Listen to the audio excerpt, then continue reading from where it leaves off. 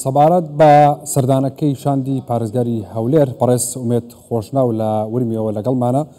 کاک ئومێد سوپاس مامادەبوونی بەڕێستان بەخێر بێن. بە سەردانێکی چەند ڕۆژە لە ئێران پێشوازیکی گەرم و گوڕ و باشتان لێ کراوە، کۆبوونەوەی زۆر باشتان کردووە. ئامانجی ئەم سەردانە و گفتوگۆکان چی بووە؟ زۆر سپاس کاک محەممەد، شەوتان باش، شەوی بینەرانی بەڕێزیش باش. بەتاکید ئێمە چەند ڕۆژێکە لە کۆماری ئیسلامی ئێرانین. یەکەم ئامانج تێدا ئەوە بوو بەشداریمان کردبوو لەگەڵ نوێنەری وڵاتان و کۆمپانیاکانی بەشدار کە ئەکسپۆی 2025 تاران لە تاران بەڕێوە چوو کە نزیکەی 100 وڵات و نزیکەی 1000 کۆمپانیاش تێدا بەشدار بوون. لە پەراوێزی بەشداریکردنیەوە ئێمە پێشتر بانگێژنامەیەکی پارێزگاری تارانمان بەدەست گەیشت بوو و هەروە بانگێژنامەیەکی پارێزگاری ئازەربایجانی ڕۆژاوامان بەدەست گەیشت بوو کە چەند دیدار و کۆبوونەوەیەک ئەنجام بدەین. دوای بەشداریکردنمان لە پێشانگاکە دیدارێکمان هەبوو لەگەڵ بەڕێز جێگری سەرۆککۆماری ئیسلامی ئێران و هەروەها لەگەڵ بەڕێز جێگری وەزیری ناوخۆی ئێران، لەگەڵ بەڕێز وەزیری بازرگانی و پیشتەسازی و پاشانی لە دیوانی پارێزگای تاران لەگەڵ بەڕێز پارێزگاری تاران و ژمارەیەک لە بەڕێوەبەرەکانی تاران کۆبوونەوەیەکی سەرکەوتومان هەبوو. لە کۆبوونەوەکەدا یاداشتێکی لە تێگەیشتنمان واژوو کرد لە پەرەپێدانی پەیوەندیە هەمەلایەنەکانی هەولێر وەکو پایتەختی هەرێمی کوردستان لەگەڵ تارانی پایتەختی کۆماری ئیسلامی ئێران. لەو یاداشتەدا هەردوو لامان هاوڕا بووین کە دەست بە پەیوەندیەکان بکەین لەوەی کە ئێستا لە میتۆدی نوێی دنیادا پەیوەندی شارەکان کاریگەری لەسەر پەیوەندی دەوڵەت و حکوومەتەکانیش هەیە. ئێمە لە هەرێمی کوردستان پەیوەندیەکی زۆر باشمان لە هەموو ئاستەکان لەگەڵ کۆماری ئیسلامی ئێران هەیە. لەو یاداشتەدا محوری ئەساسی پەرەپێدانی بازرگانی بۆ هەر ئێوارەکەشی لەگەڵ بەڕێز پارێزگاری تاران لەگەڵ ژووری بازرگانی تاران و ژمارەیەکی زۆر لە بازرگانانی هەرێمی کوردستان و عراق و وڵاتی ئێران دیدار و کۆبوونەوەیەکمان هەبوو لەوەی کە دەختمان لەسەر پەرەپێدانی ئەو پەیوەندیانە کردەوە. پاشانەکە کۆبوونەوەیەکمان لەگەڵ پارێزگاری قەزوین و شاندی پارێزگای قەزوین هەبوو.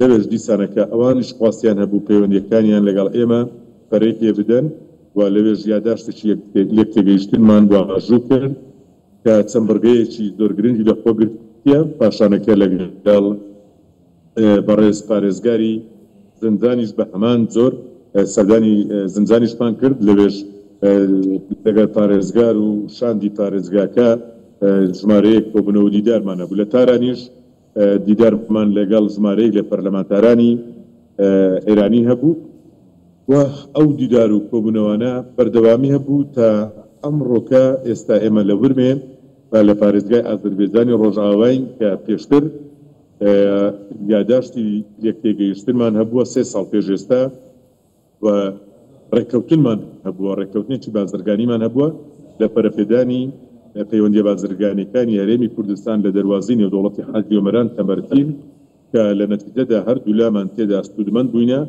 ئەو ڕێوارە چەند کۆبوونەوەیەکمان هەبوو، کۆبوونەوەیەکی تایبەتمان لەگەڵ ڕێز پارێزگاری ئازەربایجانی ڕۆژاوا هەبوو کە تازە دەست بەکار بووە.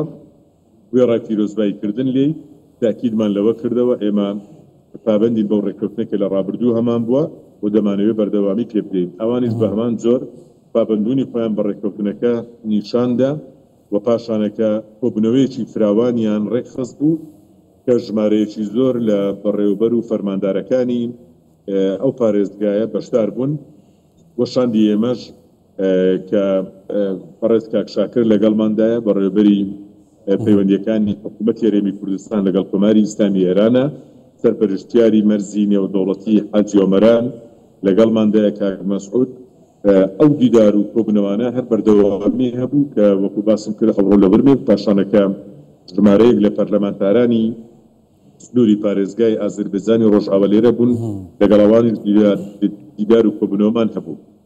پێشێک حکوومەتی هەرێمی کوردستان خواستێکی پەیوەندیە دیبلۆماتیەکان ئابوووریەکان لەگەڵ وڵاتانی دنیا هەمیشە بەرەو پێشەوە بە جەنابی سەرۆک وەزیران زۆر بە تەرکیز کار لەسەر ئەو بابەتە دەکاتن و ئێمەش دەرمەبنای ئەو بابەتانە ئەو دیدار و کۆبوونەوانەمان ئەنجام داوە و لە چوارچێوەی ڕێکەوتنی کە لەگەڵ پارێزگای ئازەربایجانی ڕۆژئاوا هەمان بووە لە ساڵانی ڕابردوو جوولەی بازرگانی ئێمە و کۆماری ئیسلامی ئێران زۆر گۆڕانکاری بەسەردا هاتیە. یەکێک لە بڕگەکانی بریتی بوو لە یەکەم جار لە هەرێمی کوردستانەوە لە دەواازەی حاجی ئۆمەرانەوە زیارەتکارانی ئێرانی کە ساڵانە سەردانی شوێنە پیرۆزەکانی عێراق دەکەن و بە دەواازەی ئێمەدا ڕەت بوون کە 3 ساڵی ڕابردوو ئەو پرۆسەیە زۆر بە سەرکەوتووی ئەنجام درایە. ئێستاش وە حازرین لە بۆ چەند مانگی دیکە بۆ چارەمین جار ئەنجام دەدرێتن. باشە تێڕوانی لە کاتی سەردانی بەڕێز سەرۆک کۆماری ئیسلامی ئێران کە بۆ یەکەمین جار لە مێژووی کۆماری ئیسلامی ئێران و لە مێژووی هەرێمی کوردستان سەرۆک کۆمار هاتوتە هەولێر لەوێژ ستایشی ئەو کارەی حکوومەتی هەرێمی کوردستانی کرد لە بابەتی زیارەتکاران. ئێمەش لە هەموو کۆبوونەوەکانی کە هەمان بووە ستایشی ئەو کارەی حکوومەتی هەرێمی کوردستان کرایە لەوەی کە کارێکی زۆر باش کرایە و ئێمە دیگە لە تیمەکانی حکوومەت بە سوپاسیشەوە لە بۆ خزمەت گەیاندن بۆ خۆشەویستانە دەستگای خێرخوازی بارزانی هاوکار بووە لە خزمەت گەیاندنیان. یەکەم جارە پارێزگاری هەولێر لەگەڵ پارێزگاری تاران و چەند شارێکی دیکە کۆ دەبێت ئومێد دەکەین کە لە نەتیجەدا ببێتە هۆکاری بەرەو پێشبردننی پەیوەندی بازرگانیەکانی نێوان. زۆر باش کاگومێت هەرێمی کوردستان وەکو دوورگەیەکی ئارام لە ناوچەکە جیاواز لە ناوچەکە لەو هەموو شێوی و ناسەقامگیری و نائارامیەیە کە هەیە هەرێمی کوردستان خاوەنی ئاسایش و سەقامگیرێکی زۆر باشە. تێڕوانینی ئێران خواستی ئێران بۆ ڕێککەوتن بۆ پتەوکردن و بەهێزکردنی ئەو پەیوەندیە ئابووری و بازرگانیە بەهێزەی کە دەیەوێت لەگەڵ هەولێرا هەیبێ چۆنە بینن. ینی من لە یەکێک لەو ڕێککەوتانی کە کردوتە لەگەڵ پارێزگاری تاران ینی چەند خاڵێکی زۆر گرنگ و باش و بەهێزی تایە ئەمما خواست و جددیەتی تارانە بۆ هەولێر بە تاکید بەڕێز پارێزگاری ئێستای تاران کە محتەمەدیانە بەڕێزیان پێشتر پارێزگاری ئێرە بوو ئازەربایجانی ڕۆژاوا پیاوێکی زۆر ملائیمە و بە ڕوئیایەکی زۆر کراوە تەعامل دەکاتن. ئێمە لە ڕابردووشدا سوودمان لە تواناکانی ئەو وەرگرت کە ڕێککەوتنی نێوان هەولێر و ئازەربایجانی ڕۆژاوا ورمێمان ئەنجامدا. خواستی ئەو ئێستا زیاترە لەوەی کە ئەو پەیوەندیە ببێتە دوو پایتەختی هەولێر وەکو هەرێمی کوردستان و پایتەختی کۆماری ئیسلامی ئێرانیش تاران. بێشک هەموو بابەتانەی کە لە ناو ڕێککەوتنەکەماندا هاتیە دوای گفتوگۆ هەڵسەنگاندن و تێڕوانینی هەمەلایەنە بەرەنجامی هەموو ئەو دیدار و کۆبوونەوانە بووە و خواستیان زۆر جددیە لەو بابەتە و بابەتی ئاسایشی سنووری یەکێکی دیکەیە لە گفتوگۆکان و قسەکردنەکان بە سوپاسەوە لە بۆ هەردوو لە چەند ساڵی ڕابردوو بە درێژایی ئەو 800 کیلۆمەترەی کە هەرێمی کوردستان لەگەڵ کۆماری ئیسلامی ئێران هەیەی سنوورەکە تا ڕادەیەکی باش ئارام بووە. هەندێک بۆشایی هەبووە پاسەوانی سنوور ڕۆڵێکی گەورەیان بینیوە لە دابینکردنی ئەمنیەتی سنوور و لەگەڵ ئەوەشدا ئێمە ئەگەر ئەمنیەت هەبوو خواستی بازرگانی بازرگانان و حیمایەتیکردنی بازرگانانیش چه ئەوانەی بازرگانی کۆماری ئیسلامی ئێران و لە هەرێمی کوردستان کار دەکەن چه بازرگانەکانی ئێمەش کە سەردانی کۆماری ئیسلامی ئێران دەکەن. ئێمە بە بەردەوامی جەختمان لەوە کردوتەوە کە هەرکی ئێمە هەردوو حکوومەت حیمایەتی ئەو خەڵکە بکەین کە سەرمایە گوزاری دەکاتن و بە سوپاسی شەوە لە ماوەی ڕابردوودا ئەو 3 ساڵەی کە ئەو ڕێککەوتنە کرایە ناتوانین بڵێن هیچ کێشەیەک نەمایە لەسەر سنوور بەڵێ کێشە هەبووە بەڵام هەم ئێمە تیمەکانی خۆمان لە کۆمەڵگای نێودەوڵەتی حاجی ئۆمەران و هەم ئەوانیش لە تەمەرچین تیمەکانی خۆیان دەستکراوە کردی ئەوەی لە دەسەڵاتی ئەواندا بێتن کە ئەو تیمانە مانگانە چەند ڕۆژدارێک یان هەر گرفتێک بێتە پێش بۆبوونەوە ئەنجام دەدەن و کێشەکان چارەسەر دەکەن. ئێمەش لە بەرامبەردا بە هەمان زۆر هەر بابەتێک لە دەسەڵاتی پارێزگارەکان بیتن گەلێک جار بە تەلەفۆنێک گەلێک جار بە دیدار و کۆبنەوە ئێمە لە ماوەی ڕابردوودا سێمین جارەوە سەردانی کۆماری ئیسلامی ئێران دەکەین و ئەوانیش 3 جار شاندیان هاتووە.